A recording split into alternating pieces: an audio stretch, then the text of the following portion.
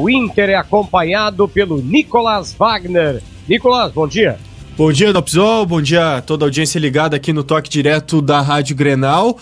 Colorado que se apresenta hoje à tarde no CT Parque Gigante. Os atletas receberam folga ontem, depois da vitória por 2-0 sobre o Vasco em São Januário. E a partir da tarde de hoje, o Inter começa a sua preparação para a partida decisiva do próximo domingo contra o Flamengo, 4 horas da tarde, no Maracanã. O Inter, que é o líder do Campeonato Brasileiro com 69 pontos, Flamengo vice-líder com 68, portanto um jogo que pode valer o título brasileiro para o Internacional depois de 41 anos. Pois é, e aí tem muita coisa para rolar e para definir ao longo da semana, né? Pois é, Dopzol, são duas questões principais que vão nortear o debate, a pauta em relação ao Inter nesta semana na prévia da partida contra o Flamengo. A primeira delas é o Rodinei. Ele pertence ao Flamengo e o Inter, se quiser tê-lo em campo no Maracanã no próximo domingo, vai ter que pagar uma cláusula de R$1 milhão. Isso foi acertado quando do empréstimo do Rodinei para o Inter. Se o Inter quiser tê-lo jogando contra o clube que detém o seu passe, né, o Flamengo, o Inter tem que desembolsar R$1 milhão. Conversei com um dirigente hoje pela manhã e ainda não há uma definição. Pelo menos o que ele me passou é que o Inter ainda analisa essa situação, se paga ou não esse R$1 milhão. E em relação a isso, a gente pode recapitular o que falou primeiramente o Abel Braga e depois o que falou também o Alessandro Barcelos sobre essa questão de ter ou não o Rodinei, de pagar ou não esse R$1 milhão para contar com ele na partida contra o Flamengo. Deixa eu só te dizer aqui, ontem eu recebi um recado vindo lá do Rio de Janeiro, do Fred Soares, que é jornalista, está sempre nos ouvindo. Ele é muito amigo do Wellington Campos, a quem eu citei. E ele trabalha, o Fred, na Rádio Roquete Pinto. Eles estão sempre envolvidos aí na cobertura da CBF, nos julgamentos lá no Rio de Janeiro. E tem as informações. Olha, ele chegou a dizer, escreveu aqui para mim, que o Inter tem que confirmar o pagamento, se for utilizar, até 48 horas antes. O Inter deve confirmar este pagamento. Se não confirmar e utilizar, aí a multa, o Inter não comunica, bota o jogador. Pela falta da comunicação, o Inter pagaria o valor em dobro. É o que me esclarece aqui o Fred, que é nosso amigo jornalista e nosso ouvinte também lá no Rio de Janeiro.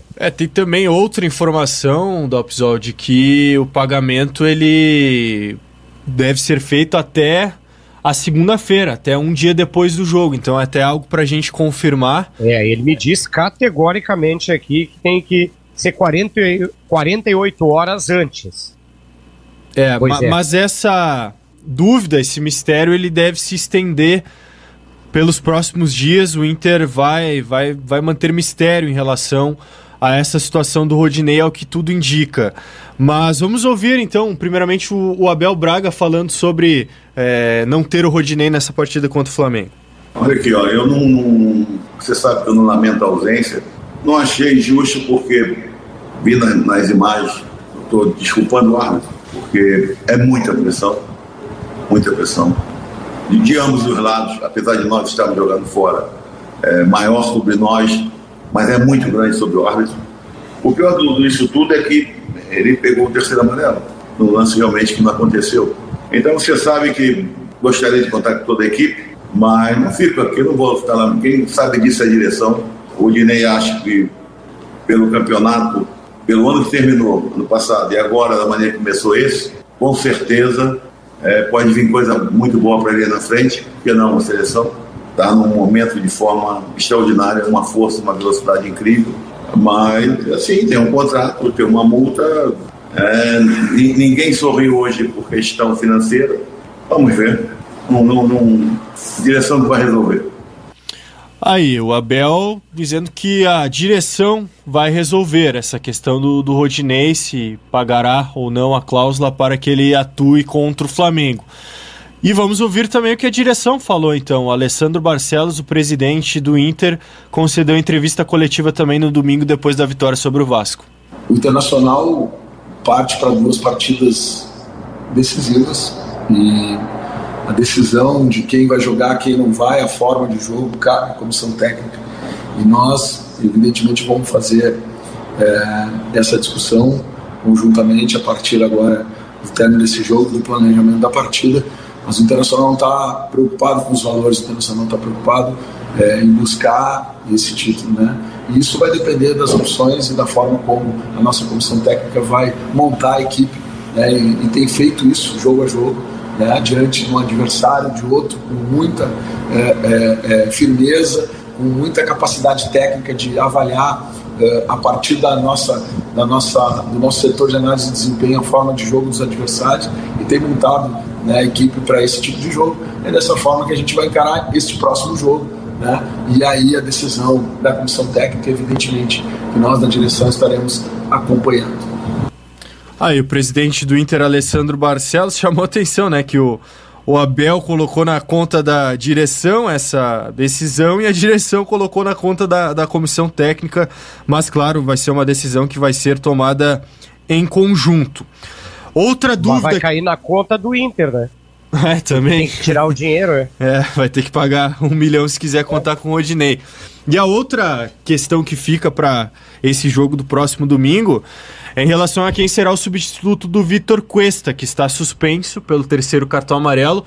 Ali na sua resposta em relação ao Rodinei, o Abel começou falando sobre o Cuesta, né? Não ficou muito claro, mas era sobre Cuesta que ele estava falando, em relação ao polêmico lance do pênalti do Vasco, em que o Cuesta acabou recebendo cartão amarelo, que o tira dessa partida contra o Flamengo. E aí, para substituí-lo, existe uma dúvida, né? E são algumas as alternativas. Jogadores que o Inter tem à disposição para essa função, que são zagueiros de fato. O Inter não tem, além do Cuesta, o Rodrigo Moleto, com a grave lesão no joelho. O Lucas Ribeiro será titular. E aí os outros jogadores dessa função são o Zé Gabriel, o Pedro Henrique e o Matheus Jussa, que foi volante no Oeste, mas veio para o Internacional para ser zagueiro, embora não tenha atuado ainda nessa função. Mas são os atletas que já jogaram como zagueiro. E trazendo alguns detalhes sobre essas 3 opções, o Zé Gabriel foi quem mais jogou ao longo dessa temporada, inclusive foi titular com o técnico Eduardo Cudê. Foram 35 partidas nessa temporada de 2020, que se estende agora em 2021. 35 jogos teve o Zé Gabriel. O Pedro Henrique, ele atuou em 6 partidas, todas elas com o técnico Eduardo Cudê. Desde a chegada do Abel, o Pedro Henrique não teve oportunidades. Até em uma entrevista coletiva recente, o Abel relatou um fato curioso do treinamento, em que o Pedro Henrique questionou ao preparador físico do Inter, o Cristiano Nunes, se o Abel não gostava dele, porque não utilizava, não utilizou ele ainda. E o Cristiano Nunes disse que pelo contrário, gosta e observa com carinho todos os garotos, mas não havia tido oportunidade ainda para o Pedro Henrique jogar. Ela pode aparecer nessa partida contra o Flamengo. O Pedro Henrique, então, que tem 6 partidas na temporada, só que a última foi no dia 28 de outubro, contra o Atlético Goianiense pela Copa do Brasil. Ou seja, lá se vai mais de 3 meses e meio sem que o Pedro Henrique atue. Ele ainda não atuou com o técnico Abel Braga. E a outra alternativa, o Matheus Jussa, também tem uma minutagem baixa. Foram 5 jogos até aqui na temporada, também todos eles com o Eduardo Cudê. O último jogo foi no dia 22 de outubro contra a Universidade Católica, lá no Chile, pela Copa Libertadores da América. O Jussa, que também disputou o Grenal da Libertadores no Beira-Rio, atuando como lateral esquerdo. É uma outra alternativa que tem o Abel para essa partida, mas os favoritos, digamos assim, Zé Gabriel e Pedro Henrique. Pois é, seria, já pensou, ironia do destino, né? O menino achou que estava desprestigiado, pode receber uma chance para jogar a partida mais importante dos últimos anos pelo Inter, né? Pois é, um jogo decisivo e pode aparecer essa oportunidade para o garoto Pedro Henrique, de 20 anos, ele que esteve na Seleção Brasileira Sub-20 recentemente, tem prestígio nas categorias de base, ele também teve participação ali no início da campanha do título da Copa São Paulo de Futebol Júnior, depois ele acabou sendo integrado ao grupo principal para a disputa do Campeonato Gaúcho. E tem um detalhe em relação a essa zaga do Inter, que com a entrada do Zé Gabriel ou do Pedro Henrique, o Lucas Ribeiro ele pode atuar pelo lado esquerdo. Ele fazia o lado esquerdo da defesa lá no Vitória da Bahia, que foi onde ele surgiu, onde ele iniciou no profissional, antes de ser negociado para o Hoffenheim da Alemanha, clube ao qual ele pertence. Está emprestado ao Inter Lucas Ribeiro. Então há essa possibilidade de que com a entrada do Zé Gabriel ou do Pedro Henrique, o Lucas Ribeiro atue no lado esquerdo, diferentemente do que vem acontecendo quando o parceiro de zaga dele é o Victor Cuesta. Se jogar o Matheus Jussa, que é uma possibilidade, mas mais improvável, aí o Jussa é canhoto e o Lucas Ribeiro permaneceria no lado direito da zaga. Pois é, tudo isso vai ser trabalhado ao longo da semana, definido pelo técnico Abel Braga, e vai ser um grande duelo aí para a decisão do campeonato. Mais uma vez, o Inter está com a faca e o queijo na mão. Não pode, com essa faca, cortar os dedos e não o queijo. Pois é. O Inter que tem ainda a liderança da competição com 69 pontos. O Flamengo é o segundo com 68. Lembrando, né? O Colorado, se vencer, é campeão brasileiro já no próximo domingo. Mas qualquer outro resultado, empate ou vitória do Flamengo, levará a definição do título para a última rodada, na qual o Inter recebe o Corinthians na quinta-feira, dia 25, no Beira-Rio, e o Flamengo visita o São Paulo no Morumbi.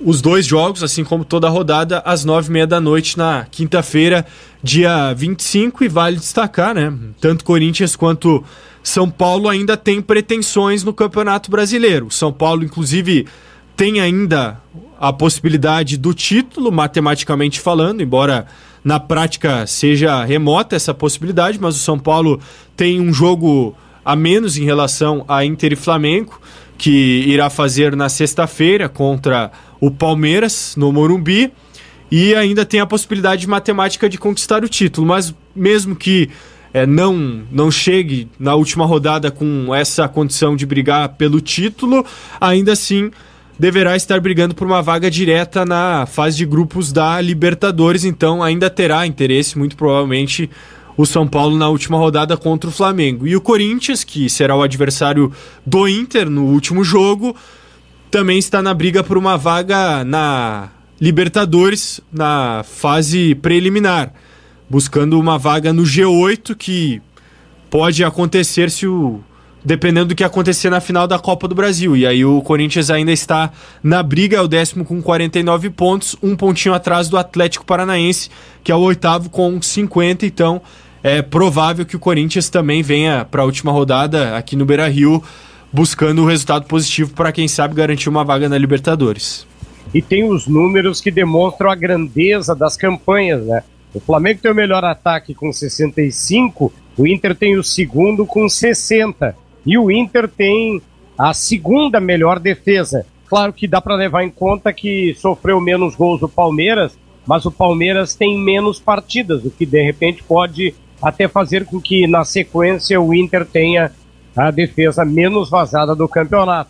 São números que estimulam aí para esse jogo decisivo, né? Sem dúvida. O Palmeiras, que tem 2 jogos a menos em relação ao Inter, sofreu 32 gols, é a melhor defesa, mas como tu bem destacaste, Dalpizol, se o Palmeiras levar mais um gol, já iguala essa marca do Inter, que detém então a segunda melhor defesa no momento e também possui o segundo melhor ataque, somente atrás do próprio Flamengo, que é o adversário do próximo domingo. São números que ilustram bem o bom desempenho, tanto defensivo quanto ofensivo do Inter no Campeonato Brasileiro. E outra estatística que chama atenção e que trouxemos tanto ontem quanto hoje, durante o debate aqui com o REC, é que o Flamengo não liderou o Campeonato Brasileiro em nenhuma rodada. O Inter, por sua vez, liderou por 14 rodadas, assim como o São Paulo. Mas o Flamengo, caso vença o Inter no próximo domingo, assumirá a liderança pela primeira vez ao longo de todo o Campeonato Brasileiro. E no quesito do sistema defensivo, também é bom lembrar, né? O Flamengo sofreu 12 gols a mais do que o Inter, porque o Inter tem 33 gols sofridos e o Flamengo já sofreu 45. Se é efetivamente, o Inter é mais equilibrado na questão entre marcar e sofrer. O Flamengo é melhor lá na frente, mas deixa a desejar no sistema defensivo também, comparados os números dele, Flamengo, com os que estão lá na frente, né? Tanto é que, por isso, o Inter tem um saldo de gols bem melhor que o do Flamengo, que é também um critério de desempate, algo a favor do Inter. Os dois têm o mesmo número de vitórias, 20, mas o saldo do Inter é melhor justamente por esse equilíbrio entre ataque e defesa. O Inter fez 60 gols e sofreu 33, portanto tem saldo 27, e o Flamengo fez 65, fez mais que o Inter, mas também sofreu bem mais que o Colorado, sofreu 45, portanto o saldo de gols é 20 e é um critério que também tem que ser observado na hipótese de as duas equipes empatarem em pontuação ao final das 38 rodadas. Eu já até cheguei a comentar ali em tom de brincadeira, mas não é brincadeira, né? Daqui a pouco um campeonato pode ser decidido no saldo de gols, né? Número de vitórias, que pode ter bem mais parelho, mas o saldo de gols pro Inter é bem benéfico pro Colorado, né? Sem dúvida, sem dúvida. E há essa possibilidade do empate na pontuação entre as duas equipes. Por exemplo, se houver 2 empates, se o Flamengo empatar com o Inter, empatar depois e o Inter perder para o Corinthians, aí os dois ficariam igualados nesses critérios também, no de pontos e no de vitórias, e aí iria para o saldo de gols. Então, por isso é importante observar esses critérios que podem decidir o título do Campeonato Brasileiro. Bom, sobre questão de arbitragem, o Inter não vai se manifestar antes, o Inter reclamou, contestou em alguns lances específicos contra o Vasco, só que o Gaciba escalou em tese ali no papel, na hierarquia, o Rafael Claus é o número 1, então ele lavou as mãos, né? Mas sabe que até nos bastidores da Alpizol agradou essa escolha. O Inter considera o Rafael Claus um bom árbitro, dos melhores aí do Brasil, e ele será o responsável por comandar essa partida tão importante entre Flamengo e Inter. Será auxiliado pelo Marcelo Vangassi e a Neuza Bach, que inclusive esteve no Mundial de Clubes recentemente junto com a Edna. Trio de São Paulo, e até buscando aqui o retrospecto do Rafael Claus nesse Campeonato Brasileiro, ele apitou 2 jogos no Inter na competição, 2 dos 17 que ele apitou ao todo. Ele comandou a derrota do Inter para o Fluminense, justamente no Maracanã, lá no início do Campeonato Brasileiro. O Inter perdeu por 2-1 naquela partida. Foi o jogo em que o Paulo Guerreiro acabou tendo a grave lesão no joelho, rompimento do ligamento. E naquela partida o Rafael Claus deu 4 cartões amarelos e marcou 2 pênaltis naquele jogo, Fluminense 2, Inter 1.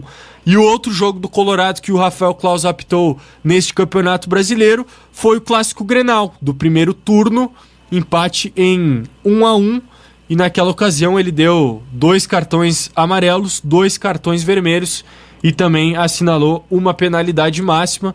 Então é o retrospecto do Rafael Claus com o Inter nesse Campeonato Brasileiro, mas pelo que se fala nos bastidores, agradou essa escolha do Rafael Claus. Das possíveis escolhas, é uma que a direção do Inter entende que é boa. Embora no Grenal ele tenha cometido um erro que redundou no gol do Grêmio, lembra? Aquela falta escancaradamente na frente, ali no nariz dele, que ele não deu, né? Assim como aquele outro árbitro lá de Goiânia não deu 3 pênaltis pro Grêmio num Grenal. Então tem acertos e erros para tudo quanto é lado, e eles erram. Mas eu tô só lembrando no Galhardo ali, uma falta que o presidente Romildo daria para o Inter e ele não deu. E o presidente Alessandro Barcelos, na entrevista coletiva após o jogo contra o Vasco, ele se manifestou justamente para colocar essa preocupação com a arbitragem, com os fatos que aconteceram na partida contra o Vasco, e o Inter que fica de olho nessas questões extra-campo, nessas questões de bastidores para essas 2 últimas rodadas do Campeonato Brasileiro, especialmente o jogo contra o Flamengo, que vale tanto, né? Vale a possibilidade do Inter ganhar o título já no Rio de Janeiro. Dá, pessoal, para a gente dar encaminhamento com as informações do Inter, o Luiz Carlos Eck me passa a informação que ele recebeu de que o Inter está emprestando o goleiro Emerson Júnior para o Figueirense. Então o Inter está emprestando o Emerson Júnior para o Figueirense, que foi rebaixado, disputará a Série C do Campeonato Brasileiro, e o Emerson Júnior, que foi o goleiro do Inter na campanha do título da Copa São Paulo de Futebol Júnior no ano passado, no início do ano passado, e chama atenção, né, porque o Inter, ele não dá muito espaço para os seus goleiros mais jovens. O Marcelo Lomba e o Danilo Fernandes estão na frente nessa hierarquia. Depois tem o Daniel, tem o Kehler, e o Emerson Júnior seria só o 5º goleiro do Inter. Ele que já estourou a idade sub-20, já tem 21 anos, sabendo que não será aproveitado no grupo profissional, ele foi emprestado, então, segundo a informação do Luiz Carlos Eck, para o Figueirense, vai disputar o Campeonato Catarinense, e aí também tendo a possibilidade de jogar a Série C do Campeonato Brasileiro. Impressionante como seguram a gurizada aqui no Rio Grande do Sul, em linhas gerais, né, do gol, né? Vão jogar, ou tem jogado sempre os mais veteranos, aqueles acima de 30 anos, né? Pois é, o Marcelo Lomba e o Danilo Fernandes, 2 goleiros já com mais de 30 anos, tem aí depois o Daniel já com idade avançada, 26, se não estou enganado, tem o Kehler também, e o Emerson Júnior era o 5º goleiro do Inter, então está sendo emprestado, segundo a informação do Luiz Carlos Eck. Muito bem, o que tens mais a acrescentar aí antes de assinar? É isso aí, Dalpizol. O Inter, então, que treina hoje à tarde, na reapresentação no CT Parque Gigante, tem a semana cheia para preparar a equipe para esse duelo decisivo de domingo contra o Flamengo. Recapitulando, ainda não teve a definição da direção do Inter e da comissão técnica em relação à utilização do Rodinei. Se o Inter quiser tê-lo em campo, terá que pagar R$1 milhão para o Flamengo. E as opções para substituir o Victor Cuesta são Zé Gabriel, Pedro Henrique e Matheus Jussa, principalmente.